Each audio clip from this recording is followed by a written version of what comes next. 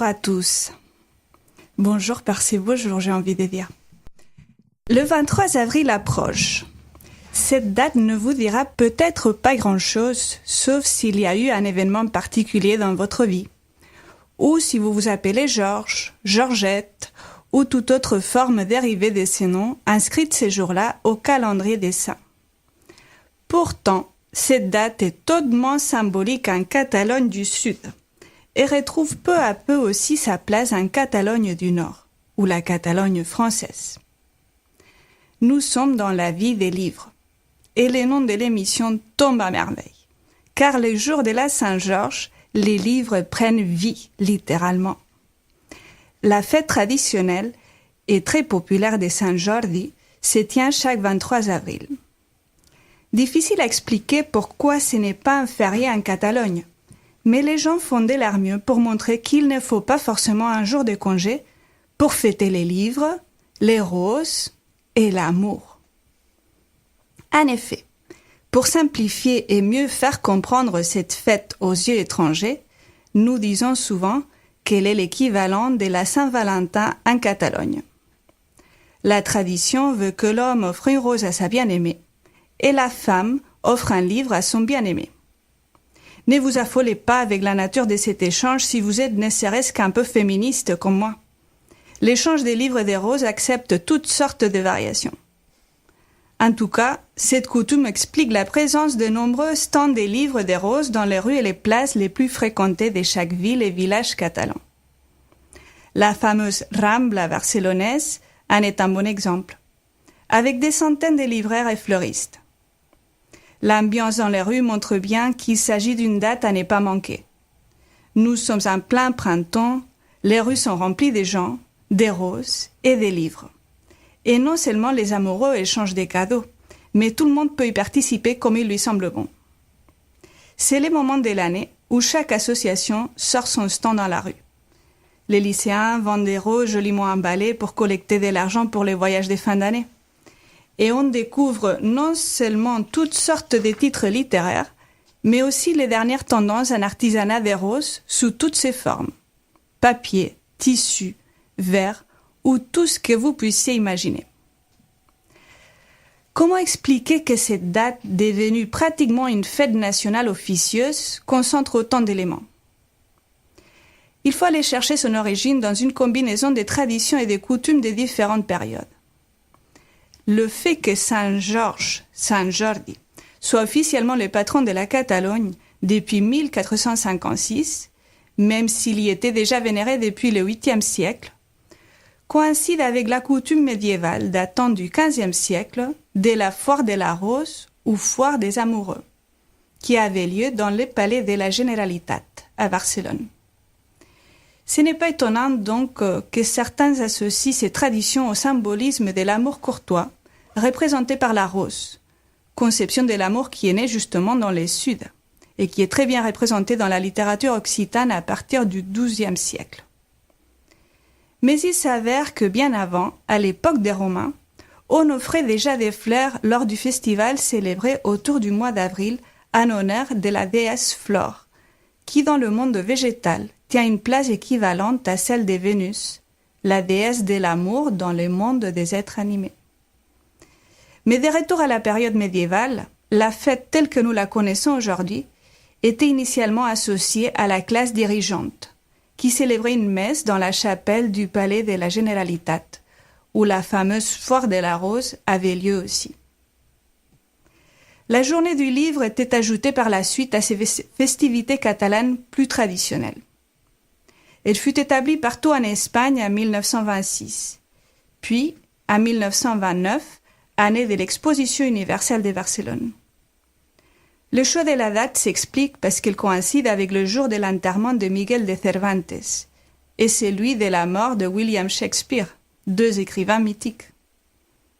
Enfin, le 23 avril fut aussi déclaré par l'UNESCO en 1995 Journée mondiale du livre et du droit d'auteur. De nos jours, des centaines d'auteurs se déplacent pour présenter et dédicacer leurs livres, surtout dans la capitale de la Catalogne du Sud, qui devient une immense scène de ce qui est en définitive une grande rentrée littéraire en plein air. Ce qui fait que ces jours appelés du livre de la rose, même ceux qui ne raffolent pas des livres savent qu'ils ont de fortes chances de se voir offrir un exemplaire, ne serait-ce que du dernier best-seller. Jusqu'ici, concernant la fusion des traditions catalanes et la célébration littéraire qui fut à la base de cette formule aujourd'hui si populaire. Mais n'oublions pas notre héros dans tout cela. Qui était donc ce fameux saint prénommé Jordi? Avant de devenir saint, Georges de Lida était un soldat romain né en Cappadoce, l'actuelle Turquie, au IIIe siècle. Il était issu d'une famille chrétienne et il devint militaire aux ordres de l'empereur Dioclétien. Mais lorsque celui-ci lance une campagne de persécution contre les chrétiens, Georges s'y opposa farouchement. Il alla même jusqu'à déchirer l'édit de l'empereur, qui était affiché publiquement, ce qui lui valut d'être effroyablement et longuement torturé, jusqu'à ce qu'il soit enfin décapité le 23 avril 303, devenant ainsi martyr. Cet acte hautement symbolique fit de lui le saint patron de la chevalerie de toute la chrétienté et de la Catalogne au XVe siècle. Actuellement, au-delà de toute appartenance religieuse, car il faut dire que Saint Georges est aussi vénéré dans l'islam, il représente un symbole de l'identité catalane. Pas étonnant donc que les prix Saint Jordi soient actuellement un des prix littéraires les plus prestigieux en langue catalane. Mais ce n'est pas parce que l'histoire de Georges de Lida reste teintée de légendes que nous pouvons nous passer de la vraie légende, celle que tout le monde connaît et qui fait partie du folklore catalan. Tous les ingrédients y sont. Un héros, une princesse et un méchant, les dragons.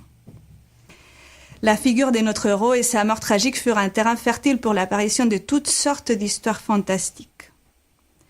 Vers le IXe siècle, les faits et gestes de notre saint contre ces dragons, allégorie des ennemis de la foi chrétienne, du démon ou tout simplement du mal sur lesquels notre héros l'emporte, étaient populaires partout en Europe. La légende de Georges de Lida fut adaptée par l'archevêque dominicain Jacques de Voragine dans la légende dorée, qui situe l'action en Libye. On retrouve donc des variations de cette légende un peu partout, comme en Angleterre, au Portugal ou en Grèce, entre autres. Pour ma part, je vous donnerai une des versions les plus populaires de la légende de Saint Jordi en Catalogne, qui est la suivante. Notre chevalier s'est trouvé des passages dans la ville catalane de Montblanc, qui était terrorisée par un dragon redoutable, qui, comme tout monstre qui se doit, non seulement avait une haleine pestilente, mais en plus était capable de voler, nager, marcher, voire courir.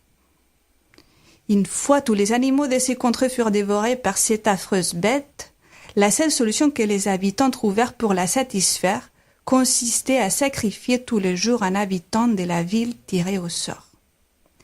Cette personne devait se rendre jusqu'à la grotte du dragon pour lui servir irrémissiblement des repas du jour. Mais les jours où les sorts tombent sur la fille du roi, ce qui chagrine terriblement toute la population, notre Jordi fait son apparition sur son cheval blanc juste avant que la bête ne dévore la princesse. Les combats entre hommes et bêtes est acharné, mais le chevalier réussit à la blesser avec sa lance et il tend à la princesse un bout du ruban qu'il passe autour du cou du dragon, tout en lui assurant qu'il la suivra, que la bête la suivra jusqu'à la ville comme un mouton. Tout le monde les attend avec impatience sur la grande place de Montblanc. Et là, avec un deuxième coup de lance, les chevaliers transpercent les dragons. Du sang qui ruisselle de ce coup fatal naît un rosier des roses rouges. Saint Jordi prend la plus belle et l'offre à la princesse. Tout le monde l'acclame lors de son départ par la porte de la muraille, de nos jours encore connue sous le nom de Portal ou Porte de Saint Jordi. La boucle semble bouclée concernant les raisons de cette fête fédératrice d'éléments divers. Je ne pense pas vous choquer en vous disant que des fois, dans d'autres pays, on qualifie les Français de chauvins, du moins un tout petit peu. Eh bien, je vous avoue que j'ai fait ouvertement ma chauvine à chaque fois que je parle de cette fête à la fois traditionnelle, romantique et littéraire, qui en plus permet tout genre de déclinaisons et ajouts. Ces dernières années, la Saint-Jordi est devenue aussi un événement culturel de marque, surtout à Barcelone, avec de nombreuses manifestations musicales et artistiques. Aux yeux d'un touriste, rien de plus beau que d'apprécier par exemple la façade de la fameuse Casa Batlló parée de roses. Mais le coutume change aussi. Il n'y a pas de vraies règles à suivre, ou du moins pas au pied de la lettre. Le rituel consiste simplement à sortir faire un tour, flâner au milieu de stands de livres de roses et en acheter pour les offrir aux personnes qui nous sont chères. Pas besoin de vivre un amour romantique pour échanger des roses. On peut le faire avec ses amis, les membres de sa famille ou les collègues de travail. Le choix d'un livre est plus subtil, certes. Il faut une certaine intimité pour savoir lesquels choisir pour son élu du cœur. Mais en tout cas, personne ne sera choqué si vous en offrez un à votre mère, à votre copine en plus de la rose. Elle sera ravie, je vous l'assure, surtout si elle écoute une émission comme La Vie des livres. Ou si vous l'offrez à vous-même. On pourrait dire que c'est la fête des petits cadeaux, sous forme de livres ou roses de préférence, entre proches, tout âge, sexe ou lien de parenté ou amitié confondus. Et voici ma formule finale. Si, comme les Catalans, vous vous sentez orphelin dans ces contrées du Nord, sans livre ou sans rose le 23 avril, et que vous décidez d'offrir à quelqu'un ou de vous offrir à vous-même ces cadeaux, n'hésitez pas à aller voir votre libraire, n'hésitez pas à aller au salon du livre à Arras, votre libraire ou votre fleuriste, et à leur raconter la légende de Saint-Jordi et les dragons. Pour la journée du livre, ne vous inquiétez pas, le libraire sera très probablement au courant.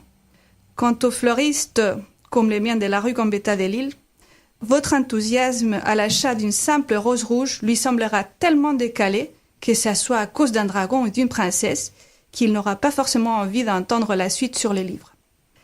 Que les fleurs et les lettres vous accompagnent, chers auditeurs. L'amour est toujours là, dans l'air. Merci à vous de m'avoir écouté.